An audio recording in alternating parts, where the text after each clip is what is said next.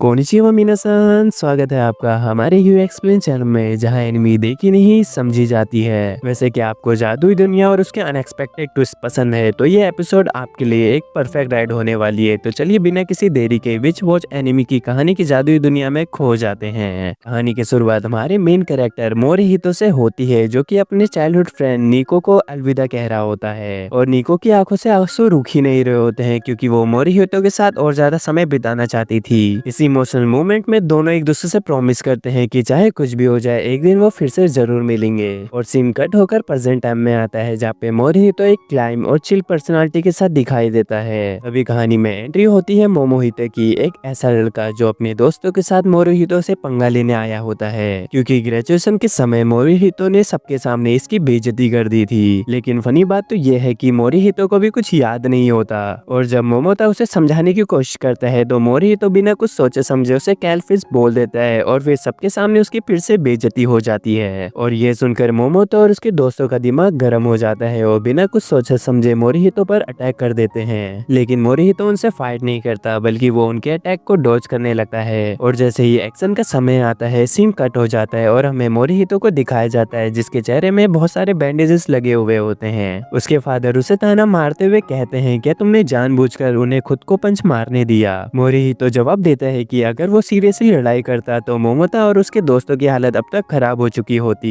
ये सुनकर उसके फादर उसे टीज करते हुए बोलते हैं, तुम एक लूजर जैसी बातें कर रहे हो। फिर मोरिहितो थोड़ा सीरियस होकर बताता है कि एक बार उसने मोमोतो को सच में मारा था, और तब मोमोतो की हालत बहुत ही ज्यादा खराब हो गई थी। और अब उसके फादर एग्री करते हुए कहते हैं कि पहले के मुकाबले तुमने अपने स्टैंड में काफी हद तक कंट्रोल कर लिया है। पर मोरिहितो इसमें ज्यादा रिएक्ट नहीं करता है। और सीन में एक नया एक्साइटमेंट आ जाता है, जहाँ पर मोरिहितो के फादर उससे निको के बारे में पूछने लगते हैं। ये सुनकर मोरिहितो थोड़ा हैरान हो जाता है और उसके दिमाग में फ्लैशबैक चलने लगता है, जहाँ पर उसे याद आता है कि बचपन में निको अपनी मैजिक का इस्तेमाल करके उसके साथ कैसे कैसे क्रंच किया करती थी। पर फिर एक दिन निको चले गए विचेस के होली लैंड में अपनी ट्रेनिंग कंप्लीट करने के लिए। और फिर मोरिहितो के फादर से एक और बड़ी न्यूज देते हैं कि निको की ट्रेनिंग पूरी हो चुकी है और वो जल्द ही वापस आने वाली है। लेकिन सबसे बड़ा शौक तो अब आता है जब फादर बताते हैं कि निको चाहती है कि मोरिहितो उसका फैमिलियर बने। ये सुनकर मोरिहितो लिटरली शॉक में चला जाता है। फिर मोरिहितो के फादर उसे एक इंटरेस्टिंग फैक्ट बताते हैं कि जनरली विचेस के फैमिलियर एनिमल ही होते हैं, लेकिन हिस्ट्री में कुछ ऐसे रेयर केस में ऐसे फैमिलियर भी हुए हैं जो इतना ज्यादा मैजिक ऑब्जर्व कर गए थे कि उन्होंने ह्यूमन फॉर्म तक अचीव कर लिया था।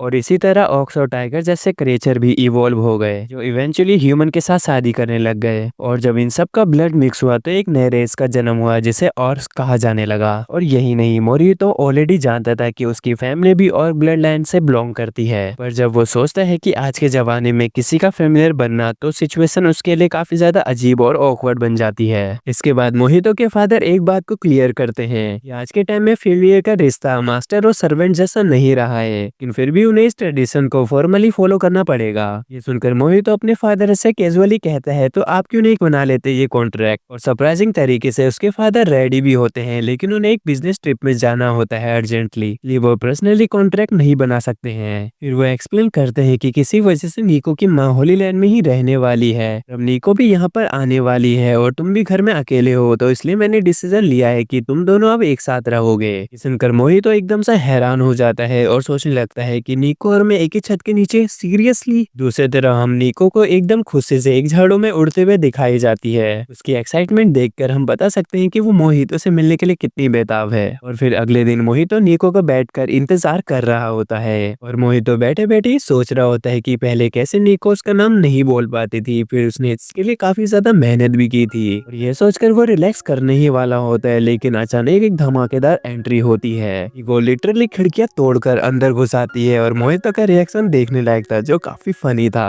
निको जल्दी से बोलती है कि मुझे माफ कर दो, मैंने अपना कंट्रोल लूज कर दिया था। और इतने सालों के बाद मिलने का एक्साइटमेंट उसके चेहरे में साफ दिख रहा होता है, और वो दोनों का मिलन काफी ज्यादा रोमांटिक फील दे रहा होता है। लेकिन तभी मोरिहितो ये बोलकर सब खराब कर देता है कि उन्हें अब घर की सफाई करनी पड़ेगी। सफाई करते हुए मोहितो बोलता है कि अभी हम ठीक से मिले भी नहीं थे कि तुमने यहाँ पर आकर कांड करना भी शुरू कर दिया। ये सुनकर निको को काफी ज्यादा गिल्ट होता है, लेकिन मोरिहितो उसको रिलैक्स करने को कहता है। अब निको उसकी तरफ देखते हुए सोचती है कि मोहितो पहले से कितना ज्यादा हैंडसम हो गया है, और साथ ही वो अभी भी कितना काइंड है। और सबसे बड़ी बात, अब हम दोनों एक साथ रहने वाले हैं, पता नहीं हमारे बीच में क्या क्या होने वाला है, ये सोच कर निको के दिमाग में अलग ही इमेजिनेशन चल रही होती है। मोरिहितो निको से कहता है कि मैं इन ग्लासेस को फेंकने जा रहा हूँ, कि निको तुरंत एक्साइटेड होकर कहती है रुको, मैं अपने मैजिक से इस विंडो को ठीक कर सकती हूँ, बस एक छोटी सी दिक्कत है। उसके लिए उसे एक मीडियम चाहिए। निको मोरिहितो से उसके कुछ प्रीसेस मांगती है। मोरिहितो थोड़ी देर सोचकर अपना एक फेवरेट कप लाकर उसे दे देता है और फिर शुरू होता है निको का मैजिक मूवमेंट। निको अपनी विच रिकवरी स्पेल का इस्तेमाल करके वो विंडो को पूरी तरह से ठीक कर देती है। मोरिहितो भी निको का मैजिक देखकर हैरान ही था, लेकिन वो देखता है कि उसका कप पूरा टूट चुका है। निको उसे एक्सप्लेन करती है कि मैजिक का इस्तेमाल करने के लिए एक सैक्रिफाइस जरूरी था। ये सुनकर मोहितो कहता है कि विंडो तो तुमने तोड़ी थी ना, तो आखिर मेरा कप कुर्बान क्यों हुआ।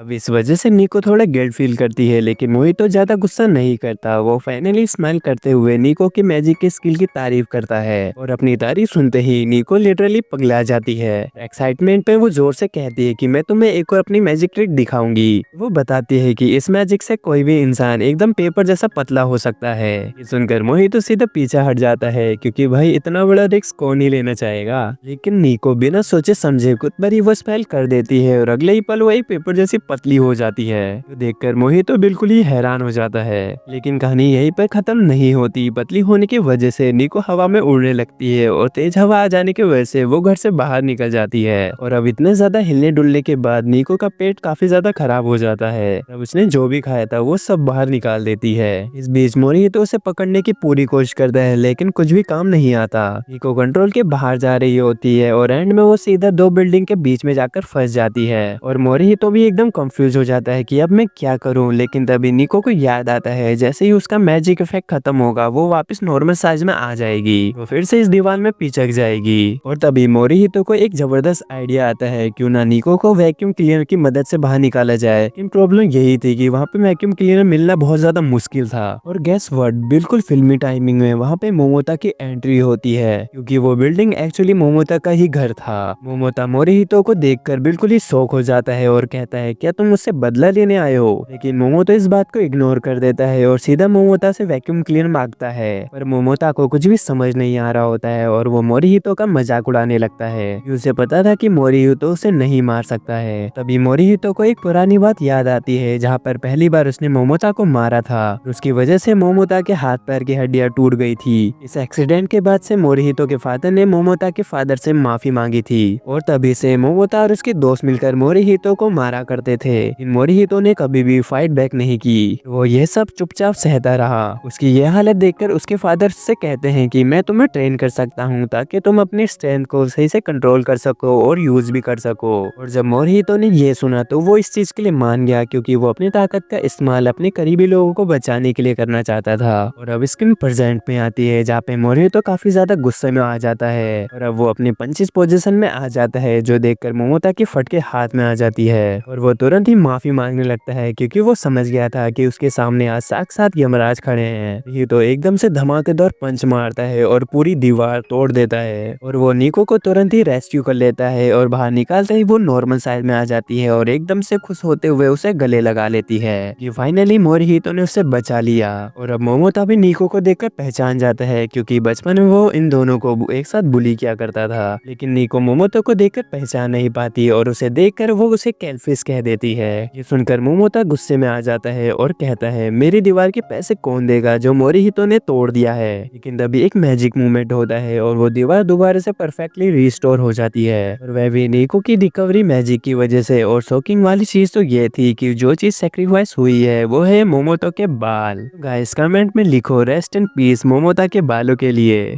और वहां से निकलते वक्त निको एक और फेवर मांग लेती है और तभी हमें दिखाया जाता है कि मोरिहितो के हाथ में बहुत सारे शॉपिंग बैग्स होते हैं। मोरिहितो थोड़ा इतराते हुए बोलता है कि मैं समझ सकता हूँ कि तुमने अपनी नई जिंदगी स्टार्ट कर दी है, पर ये उसके लिए थोड़ा ज्यादा नहीं हो गया। पर निको एकदम कैजुअली बोलती है कि अरे कम ऑन, तुम तो एक ऑर्ग हो, तुम्हारे हिसाब से ये तो बहुत ज्यादा कम है। और उसे याद आता है कि वो अपनी मैजिक स्पेल से चीजों को हल्का कर सकती है। और जैसे ही निको अपनी मैजिक का इस्तेमाल करती है तो सभी बैग्स एकदम हल्के हो जाते हैं। मोरिहितो भी ये देखकर काफी शौक हो जाता है। वो एक बार फिर से निको की तारीफ कर देता है, जो सुनकर निको काफी ज्यादा खुश हो जाती है। अब चलते चलते मोरिहितो से एक इम्पोर्टेंट बात कहता है कि तुम एक विच हो, इसलिए तुम्हें अपनी मैजिक पावर को सीक्रेट रखना होगा। अगर लोगों को इस बारे में पता चला तो हम दोनों को प्रॉब्लम फेस करनी पड़ सकती है। लेकिन निको का ओपिनियन थोड़ा अलग था। वो एक्सप्लेन करती है कि विच होने के नाते उन्हें अपनी मैजिक पावर का इस्तेमाल लोगों की भलाई के लिए करना चाहिए। अगर विचेस लोगों से रिलेशन नहीं बनाएगी तो वह लोनलीनेस की वजह से ब्लैक मैजिक की तरफ अट्रैक्ट हो सकती है। और ये सुनकर मोहितो भी हैरान हो जाता है क्योंकि उसको इस बारे में इन्फॉर्मेशन नहीं होती।